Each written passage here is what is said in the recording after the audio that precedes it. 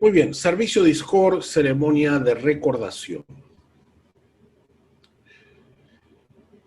Se comenzó a recitar originariamente en Yom Kippur, aunque más adelante se lo incluyó en otros días festivos.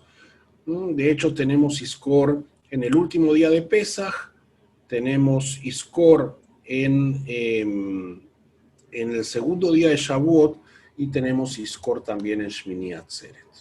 ¿Okay? La idea de recordar a los muertos en Yom Kippur está vinculado con, por un lado, el tema de la intercesión de los muertos por nosotros. Un concepto que era bastante común en la literatura más antigua, diría yo, es esta idea de que apelábamos a que los muertos intercedan por nosotros. De hecho, el espíritu de visitar a nuestros seres queridos en el cementerio, antes de Rosh Hashanah o entre Rosh Hashanah y Yom Kippur, depende de la tradición, está conectado con ese mismo concepto. ¿Okay? Y el otro tema es asociado a esta idea, es lo de dar tzedakah en memoria de un ser querido, ¿no? Es una práctica bastante antigua, porque la tzedakah, hay una frase que dice: la tzedakah nos salva de la muerte. ¿Okay? Cuando damos tzedakah mantenemos vivo el recuerdo de nuestros seres queridos. Entonces todo eso está asociado, la tzedakah y el recordar a un ser querido, con Yom Kippur, con el juicio divino, y otra vez con la idea de que nuestros seres queridos que ya no están pueden ayudarnos o interceder por nosotros. Pero hay un elemento adicional. Si bien parece ser que la idea de Izcor aparece ya en el Midrash Tanjuma, es un Midrash de la época clásica, se vuelve una práctica popular después de las cruzadas. Las cruzadas para la judería ashkenazí tuvieron un impacto emocional, espiritual altísimo, ¿no? La masacre de judíos, de comunidades enteras de judíos, tuvo un impacto muy fuerte. De allí entonces toda esta idea de los mártires y de que ellos de alguna manera pueden ayudarnos a nosotros en el juicio divino.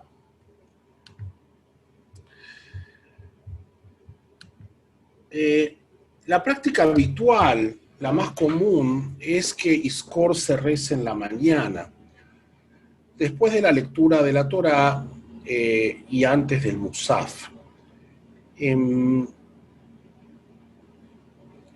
Ahí es donde lo hacemos también los otros días festivos.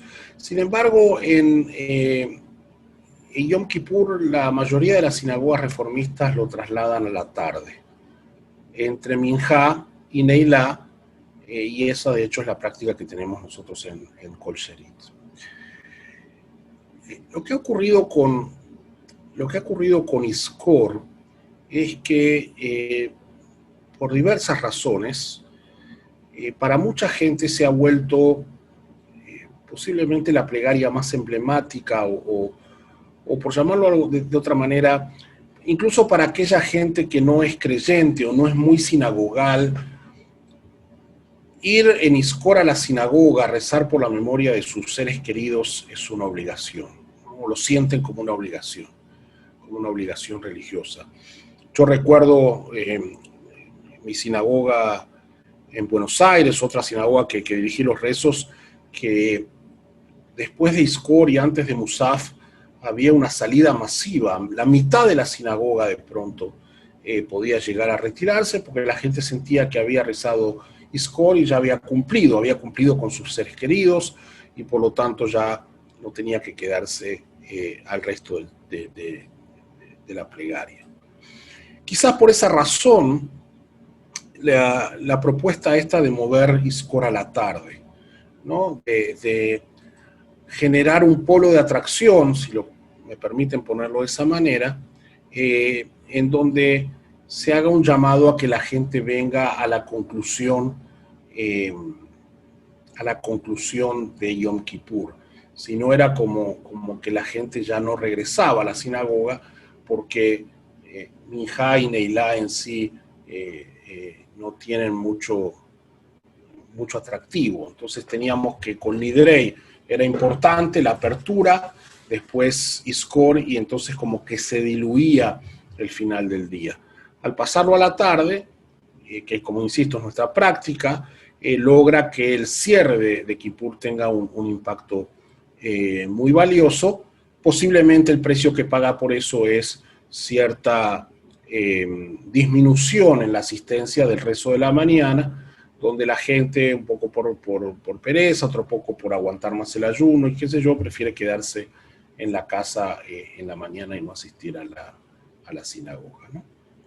El Iskor está compuesto básicamente como eje central de una fórmula, ¿no? Que comienza diciendo Iskor Elohim, y que está hecha para cada caso en particular, para cada ser querido en particular, y por supuesto que hay una fórmula genérica y se incluye un Iskor por los mártires del pueblo judío, a veces se incluye Iskor también por los caídos en defensa de Israel, etcétera, y se lo acompaña por algunos pasajes de los Salmos que hacen alusión a lo efímero de la vida o la presencia de Dios acompañándonos, como el Salmo 23, por ejemplo.